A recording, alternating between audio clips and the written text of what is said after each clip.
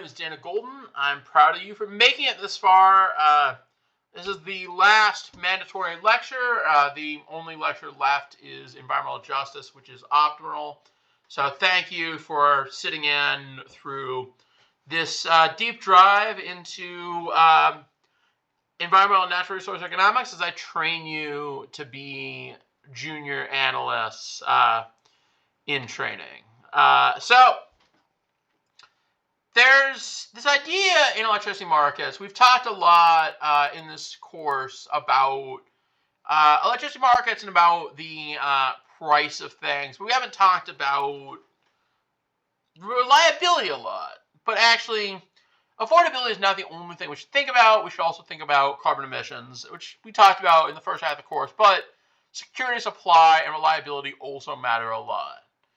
Trilemmas are a very important part of many policy movements because you have three separate potential objectives. In this case, we're going to be focusing on reliability and how to think about balancing reliability, affordability, and carbon emissions.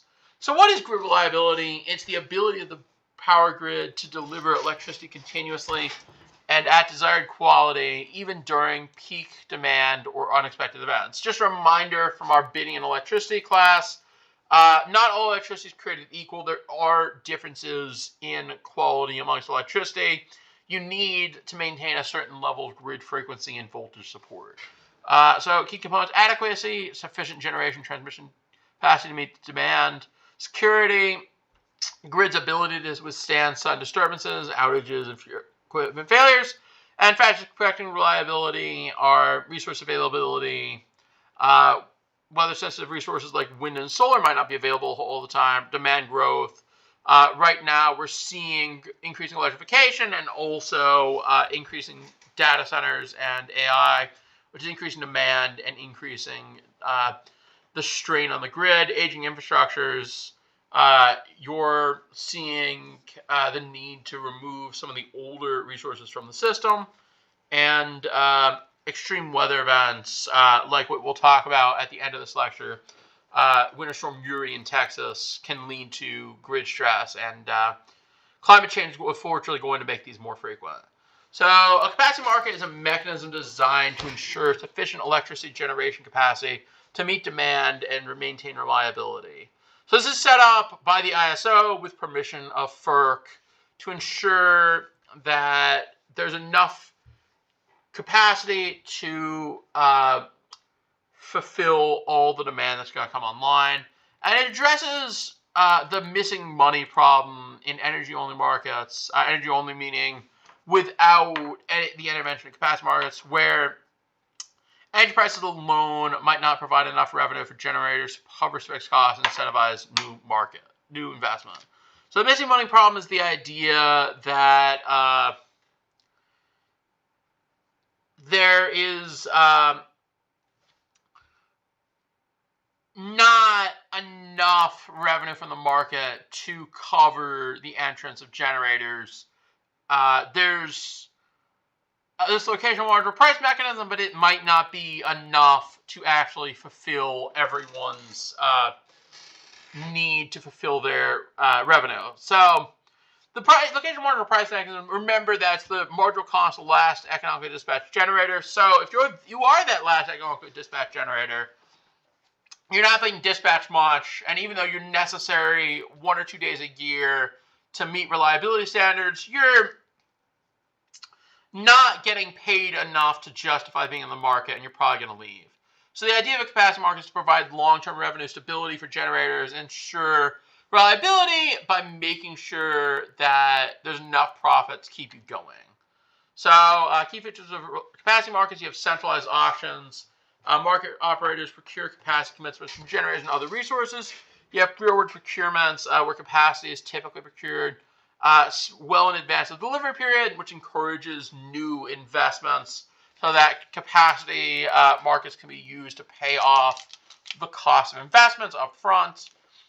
Resources commit to being available in critical periods, and they face penalties for non-performance. They normally also face penalties for having to commit to the market and then not be present, even if they leave before the capacity year. Types of resources in capacity markets: traditional generation, renewable resources. And then recently we've seen the proliferation of demand response and energy storage in capacity markets. Renewable resources sometimes are not allowed to participate in capacity markets because they're not dispatchable and because they're intermittent. Demand response is odd in the capacity market. Occasionally, once in a blue moon, you see demand response in the capacity market. It's not every ISO that allows that. Energy storage, particularly battery energy storage systems, are a very good resource for capacity. I mean, obviously, there's questions about the fact that, like, are you just moving capacity around, and, like, you might not be charged up when you need you, and you're only able to have a certain amount of charge. But if you're talking about the black start capability of energy storage, it's just quite remarkable. Some examples of capacity markets: MISO also has one of these. And there's the reliability pricing model for MISO, the forward capacity market in ISO New England. And in NISO, where I am, you have the installed capacity market.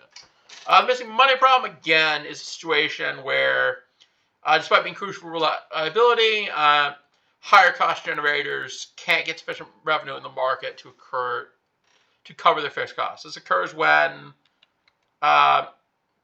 you have energy-only markets, which means that prices are determined only by the supply and demand for electricity. And so resources that have high marginal costs are only getting reimbursed for those marginal costs. They're unable to cover their fixed costs because they're not dispatched often. And then you have high fixed costs. Sometimes generation have very high fixed costs. These are like nuclear plants. Some renewable installations are hard to justify without some sort of other incentivization. And also, one cause of the missing money problem is that there's not someone who's explicitly trying to encourage entrance of capacity into the market, and someone who's not paying for that capacity. So consider baseload generating units such as a nuclear plant with high fixed costs, lots of infrastructure, lots of operation costs. In an energy-only market, the price of electricity is determined by the short-term marginal cost. And then during periods of low demand, the price may fall to the marginal cost of the generation source that's cheapest, like solar and wind, and this can be close to zero. The nuclear plant with high fixed costs but low marginal costs may not be able to earn sufficient revenue in these low price periods to cover its fixed costs. If the nuclear plant is unable to recover these fixed costs, it may be forced to retire. And then this is bad because it provides reliable sources to the grid. One other interesting thing is that the missing money problem really only exists in ISOs and wholesale electricity markets. In vertically integrated electricity markets, you have the argument there's too much investment because all the externalities are internalized, and you have one person who's caring about reliability and charging everyone. So they have an incentive to spend too much money. Here, actually, you have an incentive to leave the market if prices are not high enough. So another reason why we want to have capacity markets is inelastic demand. The thing is that in America, we see electricity as a right. If the lights are off, we get upset. So we really do believe we should have electricity, and we're not really concerned as to how much it costs. So electricity demand does not respond significantly to price changes in the short term, partially because retail operators are not charged them. Central nature of electricity for households and businesses, lack of real-time price signals. One option that you could use to solve this, though I don't know that would help really, would be to have real-time metering to show people what the electricity they're using costs, so they can change things around. Maybe they charge the Tesla at a different time. Maybe they actually add a Tesla as a demand response resource, as like a virtual power plant. And then you have limited deployment of advanced demand response technologies. I really, you know how I feel about demand response. I'm not a big believer in demand response. And then, of course, it's create volatile prices, wherein during scarce events, prices can spike dramatically due to elastic demand, which creates the need for the price caps that you see some people put in place. Insufficient investment signals without capacity mechanisms, price volatility might not provide sufficient investment incentives New generation investment. So I'll say one thing I'll say about this is that an economist would say, well, tough turkey, just let the market clear the price, but clear by price, let the price go to whatever they want, and then have it be a price that is needed. But the truth is, I think most people would agree that like letting electricity prices go way up, given how important they are to people, is not necessarily a good thing.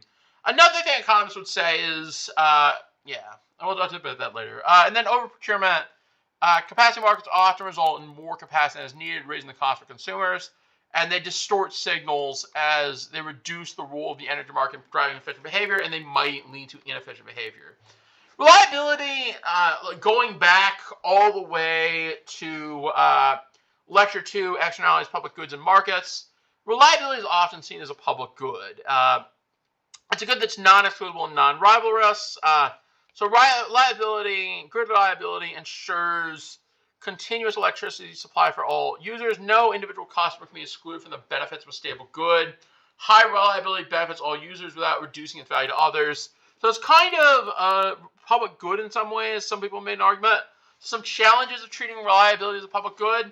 There's a pretty clear free rider problem that this introduces. Consumers benefit without directly contributing to investments in reliability, which is why we need the capacity market. Underinvestment, market mechanisms alone, because the public good might fail to ensure adequate reliability and equity issues. You often have differences in reliability amongst customer classes. You're always going to keep the hospital's lights on, and you're always going to cut off the section of the city that you see as less politically expedient first. And then you also have the role of offer caps and price signals, which is what I talked about before, which is we've said that there's a maximum price that generators can bid into electricity markets. It's intended to prevent price spikes and protect consumers from excessive costs. And the purpose of the offer caps is to mitigate the exercise of market power by large suppliers and maintain market stability during scarcity or emergencies. So these reduce scarcity pricing and stop generators from coming in to fill this gap because they see like potential for high prices, even though they're not going to be dispatched much. They disincentivise investment. They have demand side effects of diminishing price volatility, which discourages demand response participation.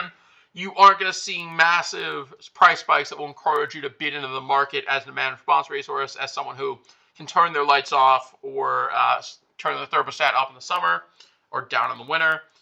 And generators may operate inefficiently to avoid losses from capped prices. So scarcity events in ERCOT highlight the underlying tension between high offer caps and price stability. So ERCOT does not have a capacity market, which we'll talk at the end of this class as to the effects of that and how that works. And then potential solutions allow scarcity pricing during critical conditions to reflect the value of lost load. This is what ERCOT does, basically. And implement demand-side management programs to reduce reliance on price caps. And, of course, use locational pricing to adjust regional supply and demand imbalances. So, economists aren't the only ones in charge of the grid. You have economists playing a big role here, but you also have engineers, and engineers like standards, and so there are a lot of engineering-based reliability standards, which are technical criteria ensuring the grid operates reliably under normal and emergency conditions. So basically, this is focused on grid stability, making sure the grid stays up, and a lot of times, engineering reliability standards are phrased as like there's only going to be this many hours of loss of electricity, this many outages over a 10-year period. Usually it's a one day or 2 days every 10 years. This is very strange to economists. Engineering standards prioritize over reliability, which conflicts greatly with cost minimization standards. Economists, like I'm an economist, I think, look, if the power is always staying on, something has gone wrong. I like blackouts. I like blackouts because they mean I'm not paying too much for power. I'm not investing too much in capacity. They shouldn't be happening all the time, but they should be happening often enough that it gives me faith that I didn't invest too much in capacity.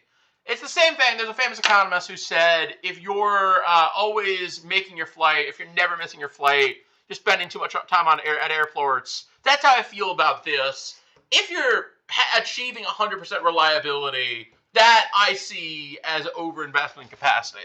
So yeah, interaction with reliability. If you see capacity as a public good, as reliability as a public good, you would probably agree with engineering-based reliability standards. Of course, economic theory says, well, actually, if you see engineering-based reliability standards as the answer, scarcity pricing is how you do that. You just let prices clear, and then the market will solve itself. Most people don't think like that. Most people think, actually, we shouldn't charge insane electricity prices for the sake of free market economics. There's a pretty big tension between theory and practice.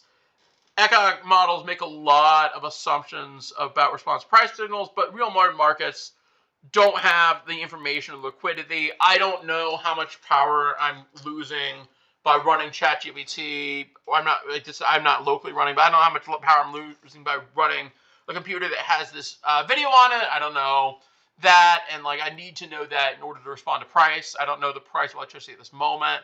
And standards may override market maximums to prevent catastrophic failures, even at higher cost.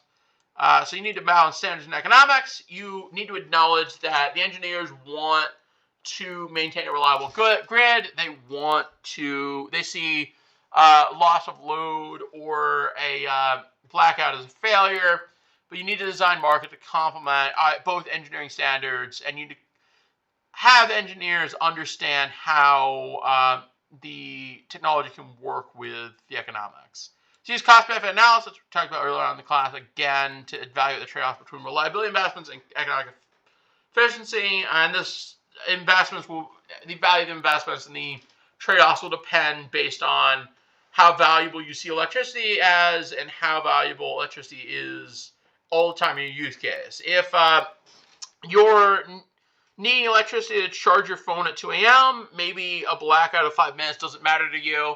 If you're needing electricity to keep grandpa alive through a ventilator, maybe it's very important that the electricity get to that emergency room. Maybe actually even one blackout every 10 years is bad for an emergency room. Which is why, by the way, emergency rooms traditionally have generators and are also the last locations to lose power in a load shedding event, which is where you have targeted blackouts because of too much load. And with that, I'm going to leave it there. Next time we'll talk about the cost of new entry or cone. Hope you have a great day, and thank you for watching. Thank you, Dana.